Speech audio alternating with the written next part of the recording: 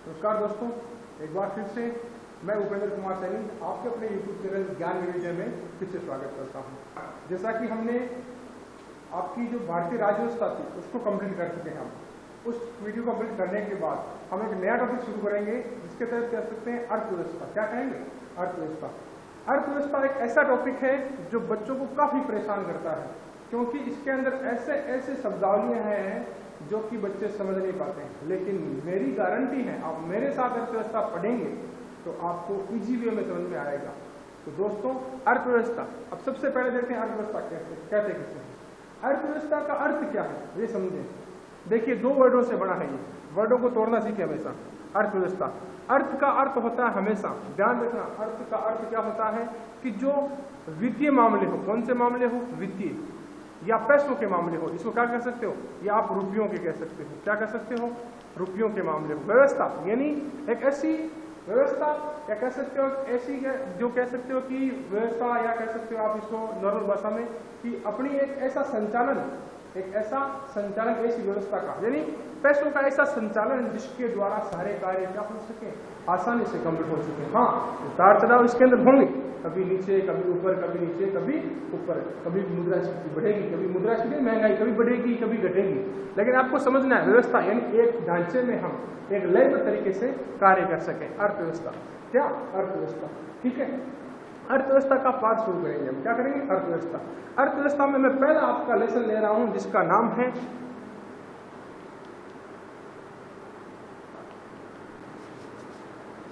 जिसके तहत हम बात करेंगे आर्थिक अवधारणा। आर्थिक अवधारणा एवं नियोजन। आर्थिक अवधारणा एवं नियोजन। बात करें आर्थिक अवधारणा किसकी? आर्थिक अवधारणा। कॉन्सेप्ट देखिए, इसके अंदर दो कॉन्सेप्ट है। एक आर्थिक अवधारणा रहेगी आपकी, एक रहेगा नियोजन। इसको समझिए पहले। आर्थिक अवधारणा यानी एक ऐसी अवधारणा जो रुपयों पैसों से संबंधित हो, उसे हम क्या कर सकते हैं? आर्थिक अवधारणा। नियोजन, नियोजन ये दूसरा टॉपिक रहेगा आपका, दूसरा टॉपिक रहेगा। इसे इंग्लिश में कहें तो इंग्लिश में कह सकते हैं इसको प्लानिंग। क्या कह सकते हैं? प्लानिंग। क्या करना? प्लानिंग करना। देखिएगा, किसी भी कार्य को करने से पहले उसके पहले क्या जरूरी है? प्लानिंग। मान लो घर में देख ले, मान लो घर में किसी प्रकार का कोई फंक्शन आयोजित करना है हमें, या मान लो किसी प्रकार का कोई कार्यक्रम आयोजित करना है, उसके लिए पहले क्या करनी पड़ेगी? पहले क्या करनी पड़ेगी? उसके लिए हमें क्या करना पड़ेगा? पूरी की पूरी एक कार्यबद्ध सूची बनानी होगी। इस कार्य को इस समय में किया जाएगा, इससे हमें ये इनपुट होगा, ये आउटपुट हमें मिलेगा। ये पूरा का पूरा इसके अंदर किया जाएगा। लेकिन पहले हम बात करेंगे आर्थिक अवधारणा। आर्थिक उदाहरण, आर्थिक उदाहरण की बात करें तो नॉर्मली भाषा में कहते हैं कि हम एक वर्ड सुनते हैं कि हम कहते हैं कि किसी भी व्यक्ति से पूछें तो क्या कहते हैं? अरे तू कितना कमा लेता है, तेरी आय क्या है? सुनते हैं ये वर्ड कि तू, तेरी आय कितनी है, या तू कितना कमा लेता है, कितना कमा लेता है, कितना कमा लेता है, तेरी कितनी आय है। आज के जमाने में क्या कर सकते हो कि जो आधुनिक भारत है इसके अंदर आपके कल्याण का एक मात्रक है। आपका कल्याण, उसका मात्रक कौन है? आय है। क्या है? आय। कल्याण का मात्रक हम कह सकते हैं आय है। हालांकि देखें तो पूरा आय भी नहीं है, और भी सुख सुविधाएं होती है, भौतिक सुख सुविधाएं, प्राकृतिक संसाधन वगैरह जो भी, लेकिन एक इंपॉर्टेंट आय, इंपॉर्टेंट फैक्ट क्या है? आय है। यानी कंप्लीट नहीं कि कल्याण का मात्रक सिर्फ आय है, इसके अलावा भी है, लेकिन आय को आप समझना है कि आय मतलब आपकी आय कितनी है, उससे ही आपकी बाकी जो कैटेगरीज है उसका पता लगाया जाएगा। कि मान लो आपकी आय 5000 है, उस हिसाब से देखा जाएगा, 10,000 है, लाख है, उस हिसाब से आपकी कैलकुलेशन आपके ऊपर किया जाएगा। यानी लोग आपका अंदेशा कैसे लगाएंगे? आपकी आय को देखकर। किसे लगाएंगे? आय को देखकर। यानी आय क्या है? एक विस्तृत अवधारणा है। आय क्या है? विस्तृत अवधारणा है। विस्तृत अवधारणा की बात करें तो इसका कॉन्सेप्ट इतना बड़ा है कि अगर बात करें तो इस पर कई प्रकार के, जैसे मान लो कि चाणक्य के द्वारा देखते हैं आप, किसके द्वारा? चाणक्य के द्वारा लिखा गया अर्थशास्त्र है, वो तो एक राजनीतिज्ञ है और राजनीति का ग्रंथ भी है, और अर्थशास्त्र का भी ग्रंथ है। अर्थशास्त्र की बात करें तो यानी ये क्या है? व्यक्ति का आय, व्यक्ति की आय क्या है? उसकी कल्याण का एक स्रोत है। कल्याण बताता है, क्या बताता है ये? कल्याण। क्या बताता है? कल्याण बताता है। यानी उसके अंदर कितनी क्या चीजें क्या है, क्या नहीं है, वो सारी की सारी। अब हम शुरू करते हैं अपनी आय को। देखिए, अब अब देख लीजिए कि राष्ट्रीय आय, कौन सी आय? राष्ट्रीय आय। राष्ट्रीय आय की गणना हम करते क्यों हैं? गणना क्यों करते हैं? देखिए, गणना करने के उद्देश्य क्या है? गणना करने के उद्देश्य क्या है? क्या उद्देश्य क्या है? गणना करने के उद्देश्य क्या है? तो पहला सीधा सीधा उद्देश्य है कि हमें अपनी क्या पता चल सके? आर्थिक प्रगति चल सके, कि हमारी आर्थिक प्रगति कितनी हुई है। क्या हुई है? हमारी आर्थिक प्रगति कितनी हुई है और हमारी आर्थिक स्थिति कैसी है। आर्थिक स्थिति, ये दो चीजें किससे पता चलेगी? हमारी राष्ट्रीय आय से। बात करूंगा मैं, राष्ट्रीय आय बताऊंगा आपको, कॉन्सेप्ट वाइज चलेंगे। यानी आपकी आर्थिक प्रगति कितनी हो रही है, आपकी आर्थिक स्थिति कैसी है, वो किससे पता चलेगी? आपकी राष्ट्रीय आय से। किससे चलेगी? राष्ट्रीय आय से। दूसरी बात, राष्ट्रीय आय क्या करती है? जो बाकी अर्थव्यवस्थाएं हैं, कौन सी? बाकी अर्थव्यवस्था, यानी विश्व की जो अन्य अर्थव्यवस्थाएं हैं, विश्व की जो अन्य अर्थव्यवस्था है, क्या है? अन्य अर्थव्यवस्था, उनसे क्या कर सकते हैं हम? तुलना कर सकते हैं। क्या कर सकते हैं? तुलना। कैसे समझाता हूं इस पॉइंट को? एक वर्ड सुनते हैं अपन कि भारत की अर्थव्यवस्था काफी मजबूत हो गई है या काफी कमजोर हो गई है, ये वर्ड सुनते हैं। तो ये सुनते हैं कैसे? सिर्फ भारत की तुलना में नहीं, बाकी विश्व की तुलना में। जैसे हम कहते हैं कि सबसे आर्थिक ग्रोथ ज्यादा किसकी है? अमेरिका की है, चाइना की है, रूस की है, ये क्रम देखते हैं। उसके अंदर भारत का कहते हैं चौथा नंबर है, पांचवा नंबर है। तो ये क्या है? विश्व की अर्थव्यवस्था से कंपेयर करेंगे। किससे करेंगे? अपने पास ये आंकड़ा होना चाहिए। कौन सा आंकड़ा होना चाहिए? राष्ट्रीय आय का। तब ही हम कंपेयर कर पाएंगे। आई बात समझ में आपको? ये राष्ट्रीय आय कब, यानी विश्व की अन्य अर्थव्यवस्था से क्या कर पाएंगे? अब तुलना कर पाएंगे। क्या कर पाएंगे? तुलना कर पाएंगे। तीसरा इसका पॉइंट देखें तो ये क्या है? मौद्रिक माप है। ये क्या है? एक मौद्रिक माप है। क्या है? मौद्रिक माप है। क्या है? मौद्रिक माप है। यानी ये आपको कैलकुलेशन बताता है। क्या बताता है? कैलकुलेशन बताता है। क्या करता है? कैलकुलेशन बताता है। ठीक है, मैं इसको रफ कर रहा हूँ। 3 बता दिए मैंने आपको, चौथा बता रहा हूं मैं आपको।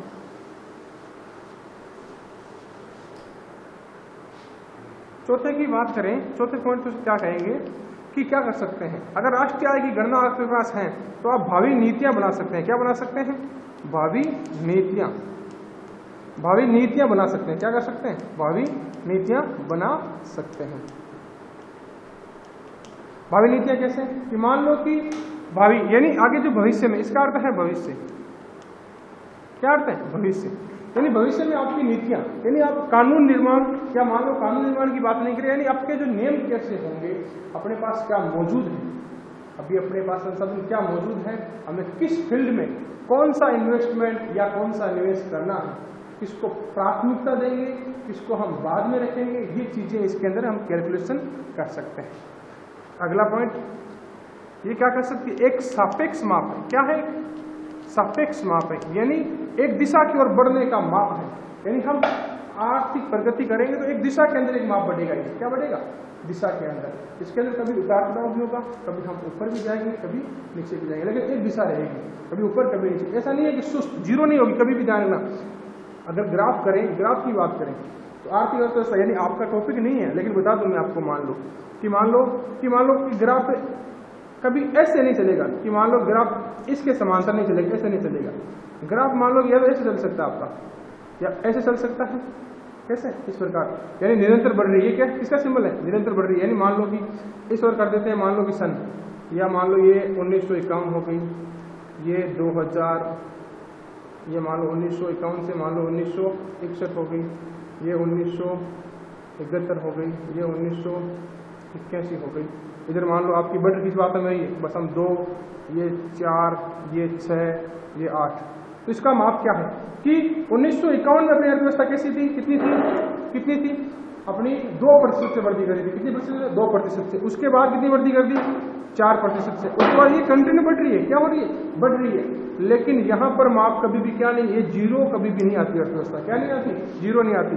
हाँ, हो सकता है कभी कभार ये अर्थव्यवस्था आपकी यहाँ मान लो यहाँ पहुंच गई तो यहाँ से आपकी यहाँ आ सकती है, ऐसे जीरो आ सकती है, कभी आ सकती है, लेकिन वापस भी उठ सकती है। ऐसे भी नहीं चलेगी कभी, ऐसे समांतर नहीं चलती। क्या नहीं चलती? समांतर। ये तो आपका बड़ी क्लासों के लिए टॉपिक है, कौन सी क्लासों के लिए? बड़ी क्लासों के लिए। नहीं, माप कैसे सकते हैं हम, यानी सनों के हिसाब से इनको मापते हैं कि बढ़ रही है, घट रही है, क्या चीज़ है। ठीक है, तो ये आपकी थी राष्ट्रीय आय गणना करने के पीछे हमारे उद्देश्य क्या थे, उद्देश्य क्या है। ठीक है, अब इसके बाद में चर्चा करेंगे अपन कि राष्ट्रीय आय क्या तरीके से है। अब चर्चा करेंगे अपन राष्ट्रीय आय क्या तरीके से हम।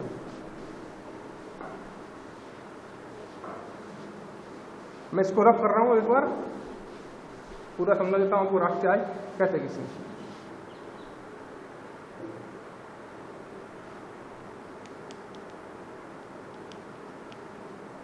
राष्ट्रीय आय, ध्यान से समझना, राष्ट्रीय आय एकदम सिंपल है, सिर्फ बच्चे कंफ्यूज होते हैं इन वर्डों को देखकर। राष्ट्रीय अर्थ समझिए, राष्ट्र, इसका अर्थ क्या है? राष्ट्र, देश, क्या कह सकते हो इसको? देश। आय, आय यानी क्या है? आपकी कमाई। क्या है? मैं आपको इजी वे में ले चल रहा हूं, आपकी कमाई। क्या? आपकी कमाई। तो अब इससे वर्ड क्या हो गया? देश की कमाई। किसकी कमाई? देश की कमाई। अब मान लो आप ऐसे थोड़े कहेंगे, आप अपनी भाषा में समझिए, सिंपल भाषा में। अब मान लो कि आप 5 साल में आपने 5 साल पहले आपने 10,000 कमाए थे और आज आप उससे लेकर ऐसे कैलकुलेशन करते हैं क्या आप कि 5 साल पहले इतने थे, आज इतने थे, कुल मिलाकर इतनी कमाई होगी मेरी? नहीं करते। आप कैसे करते हो? या तो आप कैलकुलेशन करते हो मंथली, माहवार करते हो। कैसे करते हो? माहवार। कैसे करते हो? माहवार। या करते हो ईयरली, साल। क्या करते हो? सालवार करते हो। या करते हो दशक। कैसे करते हो?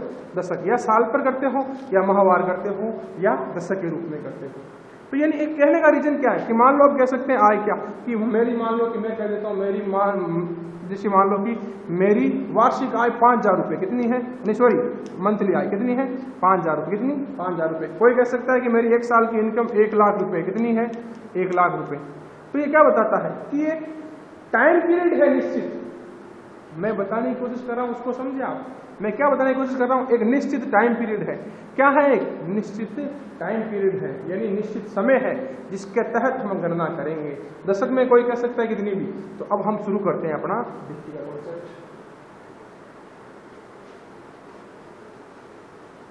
अब राष्ट्रीय आय, आपकी बुक्स में जो परिभाषा है उसको इजी बनाते हैं। आवाज क्या करते हैं? इजी बना देते हैं।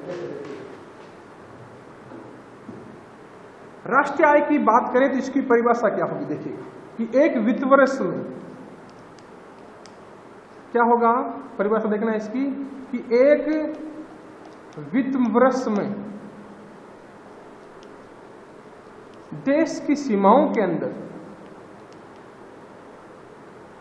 एक वित्त वर्ष में देश के अंदर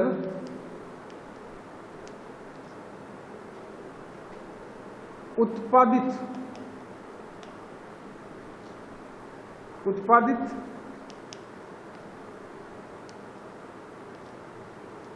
अंतिम वस्तुओं और सेवाओं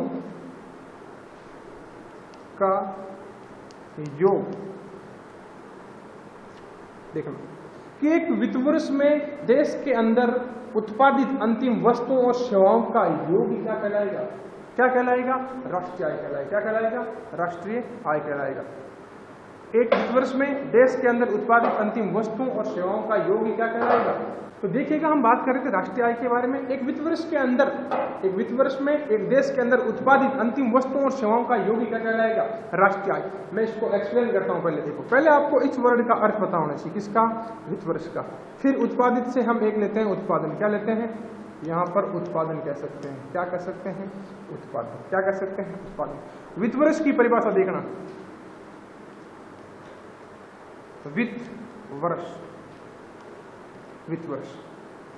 वित्त वर्ष रहेगा आपका, एक रहेगा आपका एक उत्पादन। क्या रहेगा? उत्पादन। दो की परिभाषा पहले इसे समझ लेते हैं। वित्त वर्ष की बात करें, यहाँ पे आ रहा है क्या? वर्ष। अभी आप कौन सा वर्ष चल रहा है? 2020। कब शुरू हुआ था? 1 जनवरी 2020 को शुरू हुआ। समाप्त कब होगा? 31 दिसंबर 2020। उसी प्रकार वित्त वर्ष का टाइम पीरियड अलग है, ये किस प्रकार से रखते हैं? ये रखते हैं हम भारतीय जो बही खाता है उसके अनुसार ले रहे हैं। किस प्रकार? ये समय शुरू होता है, देखो कब से, कब से शुरू? वित्त वर्ष कब से शुरू होता है? बताओ कब से शुरू होता है वित्त वर्ष? है देखिएगा 1 अप्रैल। कब से शुरू होता है? 1 अप्रैल से 31 मार्च। 1 अप्रैल से 31 मार्च। ये क्या है? वित्त वर्ष है। क्या है? वित्त वर्ष। बात करें, अब कहोगे सर ऐसे कैसे शुरू हुआ? देखो ये डिसाइड करने वाले पहले से चलते हैं 1 अप्रैल से 31 मार्च तक। यहाँ पर क्या किया जाता है कि अपने जो वित्त वर्ष कहलाता है 1 अप्रैल से मार्च तक, यानी 1 अप्रैल को शुरू होगा और 31 को खत्म होगा। कैसे? ध्यान से देखना कि मान लो जो ये वित्त वर्ष है, ये वित्त वर्ष कैसे चालू हुआ? देखो मान लो ये वित्त वर्ष मान लो कि अभी चल रही है आपकी अप्रैल चल रहा है, अप्रैल चल रहा है ना, अप्रैल चल रहा है, तो वित्त वर्ष शुरू हो चुका है 1 अप्रैल से। कब शुरू हो चुका है? 1 अप्रैल से। अप्रैल से 2020 से स्टार्ट हो गया। ये कब से स्टार्ट हो गया? 1 अप्रैल 2020 से। खत्म कब होगा? देखो 31 मार्च 2021 को। कब खत्म होगा? 31 मार्च 2021 को। ध्यान से सुनना, यानी सीधी सीधी बात है कि अपना एक वित्त वर्ष 2 सालों के अंदर कंप्लीट होता है। वैसे साल एक ही है, लेकिन समय पीरियड देखें तो अंग्रेजी कैलेंडर से 2 सालों के अंदर कंप्लीट होता है। एक तो 1 अप्रैल से, एक 31 मार्च 2020 ये रहेगी, 2021 ये रहेगी। अब मैं बता दूं वित्त वर्ष की परिभाषा आपको समझ में आ गई है? आगे समझ में? अब देखिएगा, अब आप उत्पादन के बारे में समझिएगा। किसके बारे में? उत्पादन। मैं यहाँ से रब कर देता हूँ, आपको अच्छे से दिखेगा।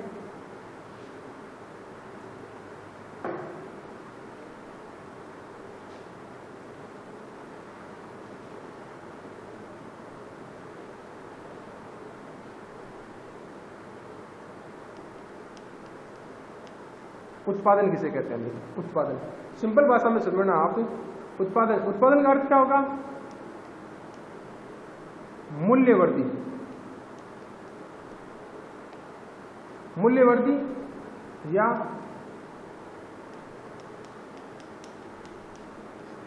उपयोगिता का सर्जन। मूल्यवर्धी या उपयोगिता का सर्जन, यानी कंटिन्यू होनी क्या चाहिए? मूल्यवर्धी होनी चाहिए। क्या होनी चाहिए? मूल्यवर्धी। और उपयोगिता का सर्जन, यानी कोई भी प्रोडक्ट है वो किस काम में होना चाहिए कि व्यक्ति के काम आ सके। क्या आ सके? काम, यानी उसका कुछ उपयोग हो। क्या होना चाहिए? कुछ उपयोग होना चाहिए। मान लो कैसे? मान लो मेरे पास ये कपड़ा है, तो उसकी उपयोगिता यह साबित हो रही है, मान लो ये रफ हो गया था, खत्म हो गया था कपड़ा, मान लो पहले काम आ रहा था, लेकिन अब भी इनकी क्या कर रहे हैं? उपयोगिता ले रहे हैं। तो एक बार प्रकार से क्या है? उत्पादन। क्या है? उत्पादन है। यानी मूल्यवर्धी भी होनी चाहिए और उपयोगिता क्या होना चाहिए? सर्जन होना चाहिए। क्या होना चाहिए? सर्जन। सर्जन यानी बनाना। इसका क्या कर सकते हैं? किसी चीज को बनाना। कई बार बच्चों को परेशान करते हैं वर्ड, क्योंकि सीधे चले जाते हैं, कई बार बता नहीं पाते सर्जन क्या होता है क्या नहीं होता, यानी बनाना। अब ठीक है, अब दोनों चीज समझ में आ गई आपकी, वित्त वर्ष और उत्पादन। अब मैं आपको एक डायग्राम देता हूं, मेरी गारंटी है राष्ट्रीय आय अब कभी नहीं भूल पाओगे। देखना, मैं एकदम इजी वे में चल रहा हूं, समय चाहे मेरे को लगे, लेकिन मैं आपको इतना इजी वे में चलूंगा कि आपको अच्छे से समझ में आएगा। देखिएगा, मान लीजिएगा ये कोई कंट्री है, क्या है? देश है। क्या है? देश है। क्या है? देश। ये देश है मान लीजिएगा। तो इस देश में क्या होगा? मान लो कई प्रकार के व्यक्ति इसमें निवास करते होंगे। ऐसे मान लो इनकी संख्या कई प्रकार की संख्या क्या है? कई प्रकार की संख्या। अब क्या होगा? देखिएगा कि इन जितनों शहरों द्वारा जो आर्थिक क्रियाकलाप किए जाएंगे, क्या किए जाएंगे? आर्थिक क्रियाकलाप। क्या किए जाएंगे? आर्थिक क्रियाकलाप। आर्थिक क्रियाकलाप क्या किए जाएंगे? कि वस्तुओं का उत्पादन किया जाएगा। किसका? वस्तुओं और सेवाओं का उत्पादन। वस्तुओं और सेवाओं का उत्पादन। वस्तुओं और सेवाओं का उत्पादन कब? कितने साल में? 1 वर्ष। 1 साल ले रहा हूं मैं, डायरेक्ट आपको समझाने के लिए वित्त वर्ष में लिख रहा हूं, साल लिख रहा हूं ना। 1 वित्त वर्ष में वस्तुओं और सेवाओं को काम में लिया जाएगा इनके द्वारा पूरा।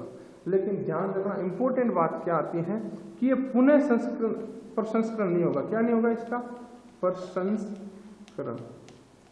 पुनः प्रसंस्करण का अर्थ यानी ये दोबारा काम में नहीं ली जाएगी। क्या नहीं ली जाएगी? दोबारा वस्तुएं काम में नहीं ली जाएगी। कैसे कि मान लो 1 साल के अंदर, मान लो आपने 1 अप्रैल से शुरू किया, 31 मार्च तक आपने कंप्लीट कर दिया, तो जिस पीरियड में वस्तुएं कैलकुलेशन हो चुकी हैं, अब उन वस्तुओं को अगले वित्त वर्ष में आप कैलकुलेशन नहीं करेंगे। क्या नहीं करेंगे? उन वस्तुओं का कैलकुलेशन नहीं करेंगे। यानी सारे व्यक्तियों ने मिलकर क्या किया कि वस्तुओं और सेवाओं का क्या किया? उत्पादन किया। क्या किया? उत्पादन किया या सर्जन किया। अब आप कहोगे सर सेवाएं, ये वर्ड समझ में नहीं आ रहा। बिल्कुल समझा देता हूँ।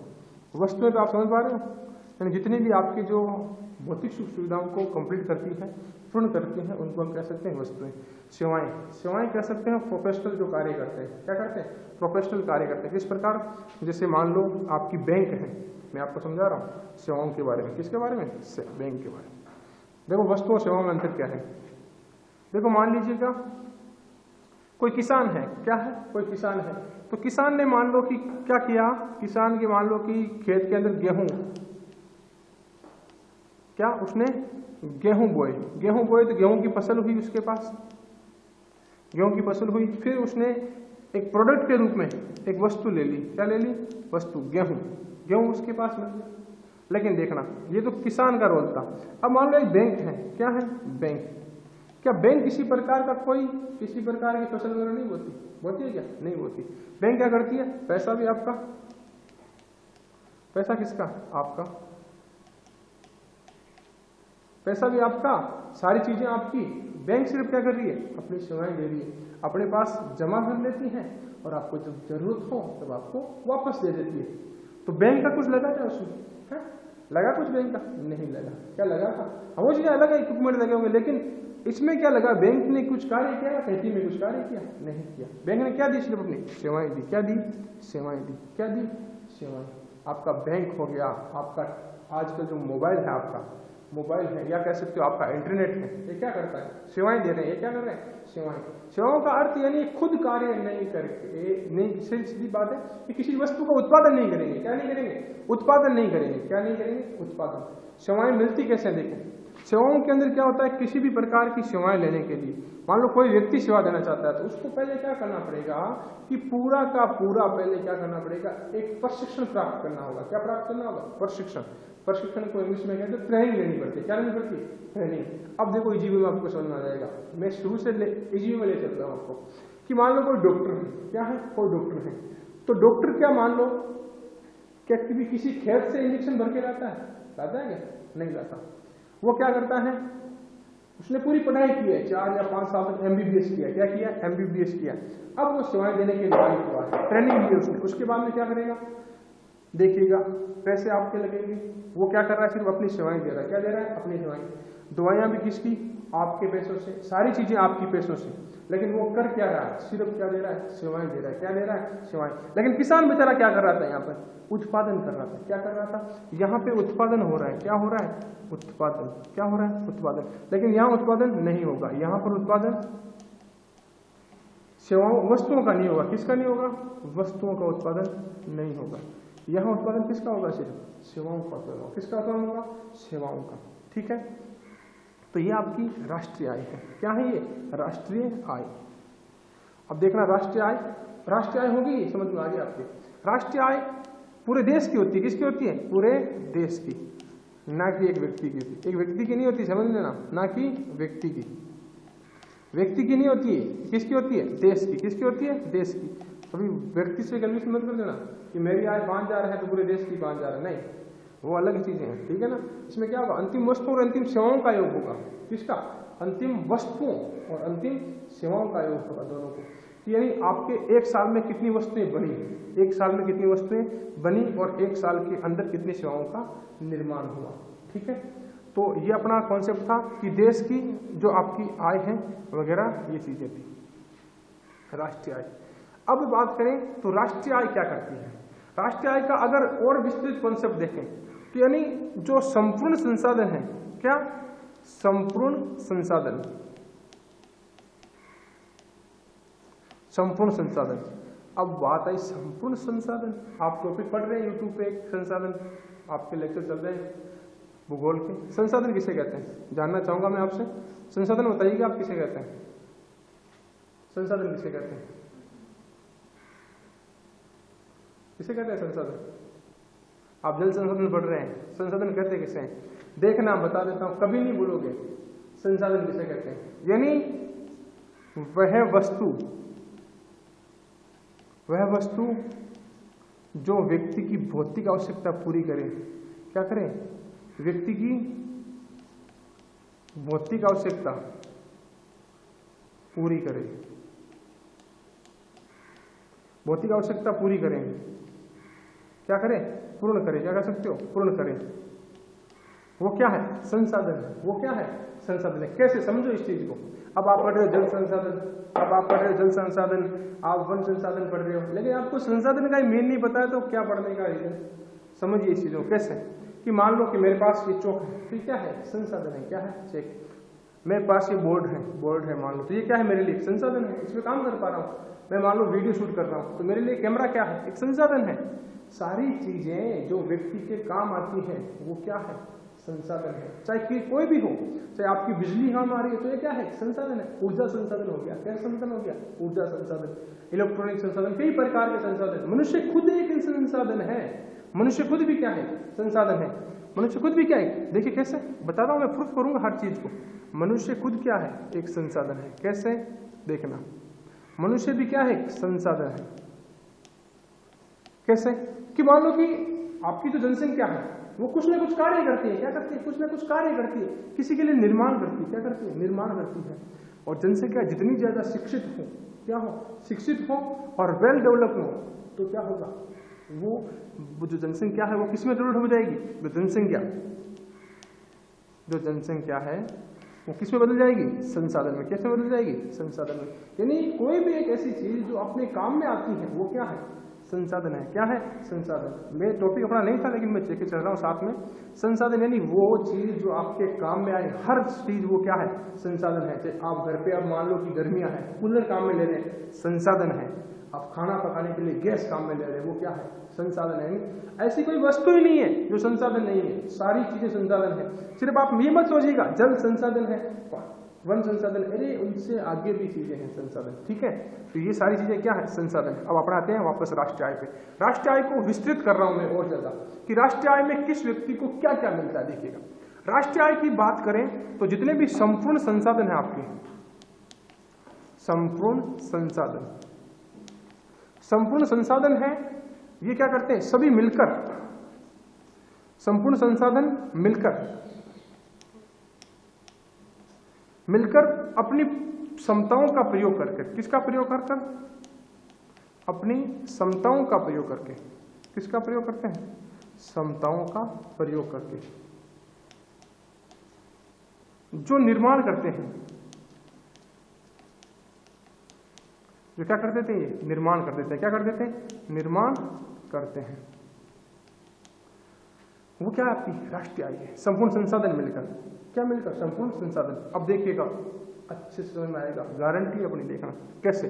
संपूर्ण संसाधन, मान लो खेत है, खेत भूमि है, वो भी क्या है? संसाधन है। तो ये कार्य कर रहा है इसके अंदर, राष्ट्रीय में कर रहा है कार्य। कैसे? फसलें उगा रहे हैं, उसके बिना तो कुछ होना ही नहीं है। कच्चा माल कहां से मिलेगा? खेत से मिलेगा। किससे मिलेगा? खेत से। फिर मान लो आपके मजदूर हैं, क्या है? मजदूर, बिल्कुल सही बात है, आएंगे काम में। व्यापार है, क्या? व्यापार है, वो भी काम में आएगा, सीधी बात है, व्यापार भी काम आएगा। उसके बाद में उद्योग है, क्या है? उद्योग। सारी की सारी चीजें, ये सारे लोग मिलकर, और भी कैटेगरी है, बहुत बड़ी है कैटेगरी इसके अंदर, और भी कई कैटेगरीज है।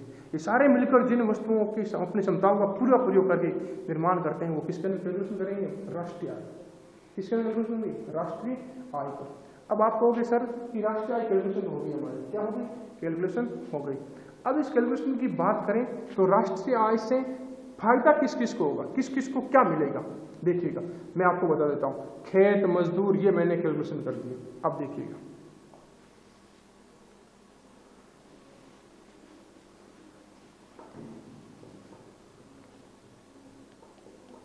मान लो आप व्यापार लगा रहे हैं। क्या लगा रहे हैं? व्यापार। क्या लगा रहे हैं? व्यापार। व्यापार लगा रहे हैं। व्यापार लगाने के लिए आपको क्या चाहिए? पूंजी। क्या चाहिए? पूंजी। पूंजी समझ रहे हो आप? जो आप निवेश करते हो पैसे। उसके बाद क्या चाहिए आपको? उसके बाद में आपको चाहिए पूंजी लगा ली, पूंजी व्यापार हो गया, पूंजी हो गई। उसके बाद में आपको चाहिए श्रम करने वाले, श्रम करने वाले। क्या करने वाले? श्रम करने वाले। व्यापार हो गई आपकी, फिर पूंजी लगाई आपने, फिर आपने श्रम क्या की? श्रम की। क्या की? श्रम। अब वो किस पे लगाएंगे आप? भूमि पे। क्या लगाएंगे? किस पे लगाएंगे? भूमि पर। किस पे लगाएंगे? भूमि पर। किस पे लगाएंगे? भूमि पर। अब देखिएगा, अगर इन सभी चीजों को मिलाकर, इन सभी चीजों को मिलाएं तो एक वर्ड अपने पास आ जाता है उद्यमी। क्या आ जाता है? उद्यमी। या कह सकते हो व्यवसायी। क्या कह सकते हैं? व्यवसायी। व्यवसायी कह सकते हो। क्या कह सकते हो? इंग्लिश में याद रख लो, नहीं बोलोगे। बिजनेसमैन। क्या कहते हैं? बिजनेसमैन। देखिएगा, इसने क्या शुरू किया? मान लो कि सर्वप्रथम भूमि से शुरू करते हैं। किससे शुरू करते हैं? भूमि। भूमि मान लो कि आपकी राष्ट्रीय आय में लगी, तो भूमि को कुछ प्राप्त होगा? बिल्कुल प्राप्त होगा। क्या प्राप्त होगा? भूमि को मिलेगा लगान। क्या मिलेगा? लगान। या कह सकते हो राजस्व। क्या मिलेगा? राजस्व। क्या मिलेगा? राजस्व। आपने श्रम की है, मेहनत की है, तो आपको क्या मिलेगी? मजदूरी। क्या मिलेगी? मजदूरी। क्या मिलेगी? मजदूरी। आपने पूंजी लगाई है। क्या लगाई है? पूंजी। तो क्या मिलेगा आपको? ब्याज। क्या मिलेगा? ब्याज। क्या मिलेगा? ब्याज। अगर आपने व्यापार किया है तो आपको क्या मिलेगा? लाभ। क्या मिलेगा? लाभ। ये कॉन्सेप्ट काम करता है ऐसे, ध्यान से सुनना। भूमि आपने लगाई है तो उसके बदले में क्या मिलेगा आपको? लगान मिलेगा। क्या मिलेगा? लगान। आपने श्रम लगाई है। क्या लगाई है? श्रम, यानी मेहनत की आपने इसमें, तो आपको क्या मिलेगी? उसकी मजदूरी मिलेगी। आपने पूंजी लगाई है, पैसा लगाया है, क्या मिलेगा बदले में? ब्याज मिलेगा। और बैंकें क्या करती है? निवेश करती है, बड़े बड़े निवेश करती है, तो पूंजी लगाती है अपनी, क्या मिलता है बदले में? ब्याज मिलता है। व्यापारी लाभ, कोई काम करेगा अच्छे तरीके से तो उसको क्या मिलेगा? लाभ मिलेगा। क्या मिलेगा? लाभ। तो सारे मिलकर उद्यमी वगैरह हो गए, इनको क्या मिला? लाभ मिला। क्या मिला? लाभ। तो ये अपनी राष्ट्रीय आय हम आगे बढ़ा रहे हैं इसको, टॉपिक को। अगर आगे बात करें राष्ट्रीय आय, ये तो इनको प्रॉफिट हो गया। ये क्वेश्चन बन सकता है, ध्यान कर लेना। ये क्वेश्चन मिलता है कि अगर राष्ट्रीय आय के अंदर भूमि को नियोजित किया जाता है तो बदले में मिलने वाला प्रतिफल कौन सा होगा? या आप कह सकते हो कि उद्यमी को कौन सा मिलेगा, उद्यमी को क्या मिलेगा? ये सारी चीजें आपको कैलकुलेशन करनी है। अब राष्ट्रीय आय के अंदर कई प्रकार के वर्ड आप सुनते हैं। राष्ट्रीय अवधारणा, राष्ट्रीय आय की कई प्रकार की अवधारणा है, और भी कई प्रकार की अवधारणा है, ध्यान से सुनिएगा। कई प्रकार के ऐसे वर्ड आते हैं जिनके तहत हम कह सकते हैं कई प्रकार के वर्ड। जैसे आप आमतौर पे बोलचाल में भाषा में सुनते हैं, आता है जीडीपी, कई बार जिक्र होता है। अनपढ़ से अनपढ़ आदमी भी आज किसकी बात करता है? जीडीपी की, कि भारत की जीडीपी इतनी है, भारत की जीडीपी ये हो गई, गिर गई, अर्थव्यवस्था मंदी हो गई, मंदी आ गई। अरे मंदी आ गई सुनते हैं कई बार वर्ड कि मंदी आ गई, पता किससे चलता है? पता किससे चलता है? ये तो बताइए। जीडीपी हिंदी में क्या कहेंगे इसको? सकल घरेलू उत्पाद। क्या कहेंगे? सकल घरेलू उत्पाद। इंग्लिश के अंदर इसे कहते हैं ग्रॉस डोमेस्टिक प्रोडक्ट।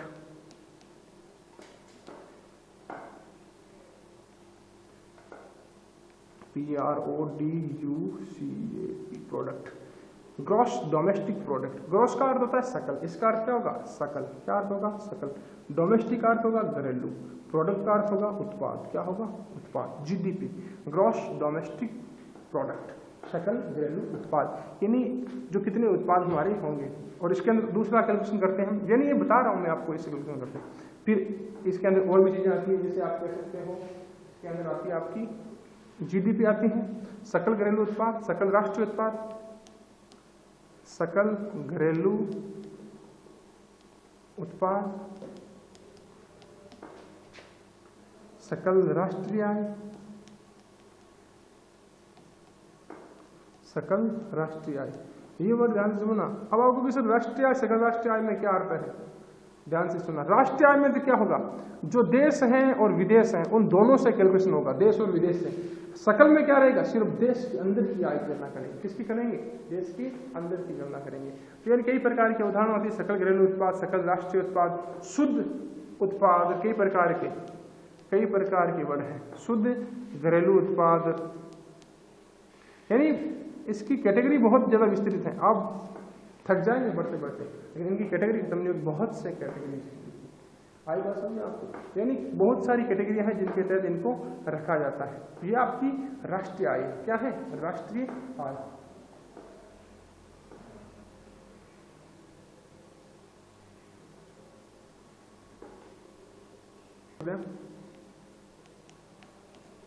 प्रति व्यक्ति आय, प्रति व्यक्ति आय जिसे राष्ट्रीय आय है उसी प्रकार से क्या है, प्रति व्यक्ति आय है। क्या प्रति व्यक्ति आय, क्या है प्रति व्यक्ति आय। अब आप कहोगे सर आप अलग अलग आय बता रहे हैं, राष्ट्रीय आय बता रहे हैं, कभी तो क्या बता रहे हैं, राष्ट्रीय आय, राष्ट्रीय आय बता रहे हैं, कभी क्या बता रहे हैं, प्रति व्यक्ति आय।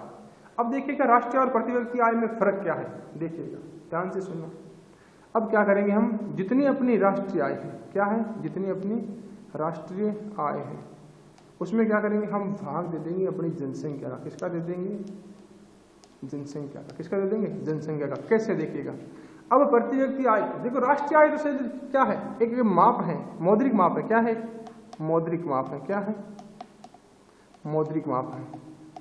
यानी प्रति व्यक्ति आय की तुलना में ये थोड़ा आंकड़ा कह सकते हो कि कम विश्वासी। क्या है, कम विश्वासी। लेकिन ये वाला आंकड़ा क्या हो सकता है, प्रति व्यक्ति आय ये ज्यादा है। कैसे, इससे क्या होता है कि हमें एक एग्जिट वैल्यू पता होती है। क्या होती है, एग्जिट वैल्यू पता होती है। कैसे पता होती है एग्जिट वैल्यू, कि मान लो कि किसी व्यक्ति की कितनी आय है, किसी व्यक्ति की कितनी आय है, वो चीजें पता चलती है। जैसे देखिए, जैसे मैं इसको आपको पूर्व करके बता दूं, राष्ट्रीय आय, मान लो किसी देश की राष्ट्रीय आय, मान लो कि एक बार कैलकुलेशन करते हैं, 2 लाख है। कितनी है, 2 लाख। कितनी है, 2 लाख। कितनी है, मान सकते हो 2 लाख है। मान लो जनसंख्या, मान लो वहां की है, मान लो किसी कस्बे की, एक कस्बा मान लो ये कस्बा है, इस कस्बे की जनसंख्या मान लो कि मैं मानता हूँ 200 जने हैं। कितने जने हैं, 200, और उनकी आय कितनी है, 2 लाख है। तो अब प्रति व्यक्ति आय क्या हो जाएगी, एक व्यक्ति कितना कमा रहा है, एवरेज है, ध्यान रखना, औसत है, औसत है। इसमें देखो 2 जीरो से 2 जीरो कंप्लीट हुए, इसका भाग दिया इसके अंदर कितनी बार, 1000। यानी ये औसत कितना आ गया, 1000 आ गया। कितना आ गया, 1000। यानी एक व्यक्ति औसत कितना कमा रहा है, 1000। अब ये भी हो सकता है, ध्यान रखना इसके अंदर, कि कई व्यक्ति ऐसे होंगे जो 1000 भी नहीं कमा रहे, 500 भी वैल्यू रह रही है उनकी, और कई व्यक्ति ऐसे भी हो सकते हैं जो 1000 नहीं 5000 मंथली कमा रहे हैं। ध्यान रखना, तो ये क्या है, एक एवरेज औसत है। ये क्या है, एवरेज औसत है। तो ध्यान रखना, प्रति व्यक्ति आय क्या होती है, राष्ट्रीय आय से ज्यादा प्रमाणिक मानी जाती है किसी भी देश की अर्थव्यवस्था को मापने के लिए। किसी भी देश की अर्थव्यवस्था का मापन करने के लिए ज्यादा कौन सी ली जाती है, प्रति व्यक्ति आय। और निकालने का फॉर्मूला मैंने बता दिया है। तो आपकी राष्ट्रीय आय है, उसमें किसका भाग देंगे हम, जनसंख्या का। किसका देंगे, जनसंख्या का। मैंने एक एग्जाम्पल लिया था सिर्फ किसके, जैसे मान लो कि किसी कस्बे की आय, किसी कस्बे की जनसंख्या कितनी थी, 2 लाख मानी थी। मैंने कितनी मानी थी, 2 लाख आय थी। ये क्या है, आय। और जनसंख्या, निवास करने वाले कितने हैं उसमें, 200 है। 2 जीरो से 2 जीरो कंप्लीट हुए, इसका भाग इसमें देते हो तो प्रति व्यक्ति आय आती है आपकी 1000 रुपये। कितनी, 1000 रुपये। यानी 1000 रुपये ये औसत है, इससे नीचे भी हो सकती है, इससे ऊपर भी बढ़ सकती है। ठीक है, तो आपका ये कंप्लीट है, पहला टॉपिक है जो आपका राष्ट्रीय आय और प्रति व्यक्ति आय। ठीक है, ये वीडियो अच्छा लगे तो लाइक करें, शेयर करें और चैनल को सब्सक्राइब करें। धन्यवाद।